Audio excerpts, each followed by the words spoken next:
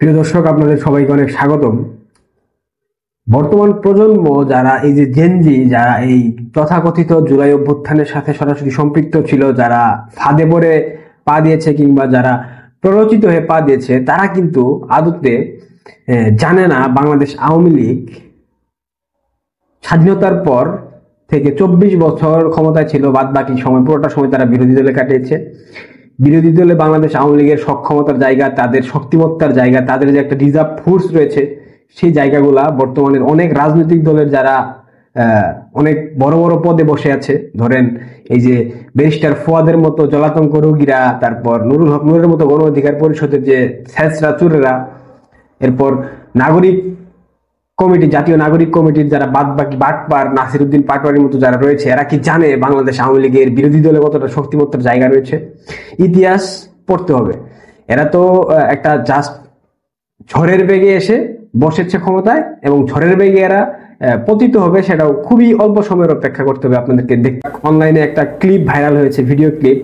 মাননীয় প্রধানমন্ত্রী শেখ হাসিনা তিনি হয়তো কারোর সাথে বলেছেন প্রত্যেক এলাকা ভিত্তিক সব জায়গায় মানববন্ধন এবং মিছিল মিটিং যে যা পারো করতে হবে। আর যদি রাস্তা নামতে না দেয় তাহলে হরতাল ডেকে দেবা। যার যার এলাকায় যেখানে যেখানে সুবিধা হবে এই হরতাল ডিক্লারেশন দিয়ে দেবা। দরকার 18 তারিখে হরতাল দেবা। ঠিক আছে, এটা আমি বলে দিচ্ছি। আমাদের এর কাছে ওর কাছে ফোন করে তোমাদের জানতে হবে না। যেটা আমি বলছি সেটা মনোযোগ দিয়ে শুনবা এবং এভাবে সবাইকে বলো। 18 তারিখে হরতালের একটা ব্যবস্থা করেছেন, যদিও এটা আওয়ামী লীগের যে official Facebook page, YouTube channel এবং আওয়ামী লীগের কোনো সাংগঠনিক বা আওয়ামী লীগের প্রেস রিলিজ থেকে কোনো প্রকার বিবৃতি দেওয়া হয়নি যে আদৌ হরতাল হবে কিনা।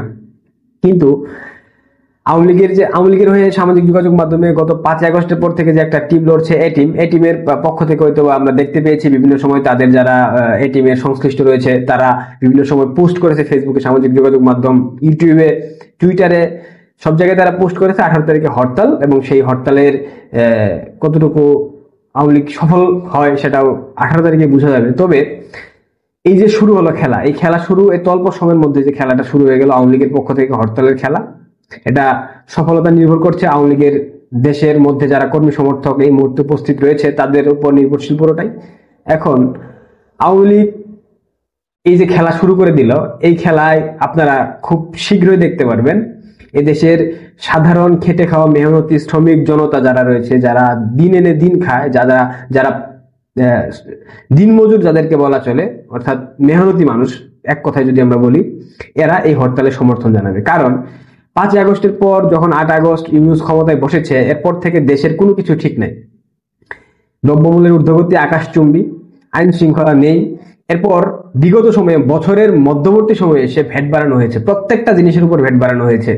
এই জিনিসগুলোতে মানুষ অনেকটা ক্ষুব্ধ, বিরক্ত, অনেকটা মানে হতাশ যে সাধারণ জনগণ এবং ছাত্র সমাজের যে আশা আকাঙ্ক্ষার প্রতিফলনের স্বপ্ন দেখিয়ে, বৈষম্যহীন বাংলাদেশ বিনির্মাণের একটা স্বপ্ন দেখিয়ে মূলা ঝুলিয়ে ডক্টর ইউনূস ক্ষমতায় এসেছিল সমন্বয়কদের কাঁধে ভর করে, তারা সেই জায়গা থেকে অনেক আগে বের হয়ে গিয়েছে, তারা সেই জায়গায় নেই।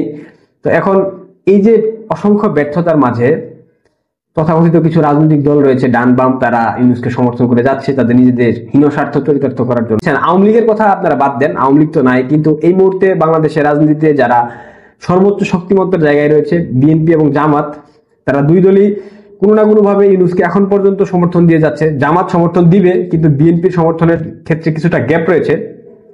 আজ যে প্রক্লেমেশন অফ জুলাই রেভলিউশনের বিষয়ে যে ঐক্যমতের একটা সভা ছিল ডক্টর ইউনূসের কার্যালয়ে, সেখানে বিএনপির সালাউদ্দিন চৌধুরী গিয়েছেন, সেখানে তিনি তার কথায় আমরা বুঝতে পেরেছি যে বিএনপি এই বিষয়ে ততটা সমর্থন যোগায়নি, অর্থাৎ প্রক্লেমেশন অফ জুলাই রেভলিউশনের যে একটা বিষয় সেটাতে বিএনপির সমর্থন ওরকম নেই।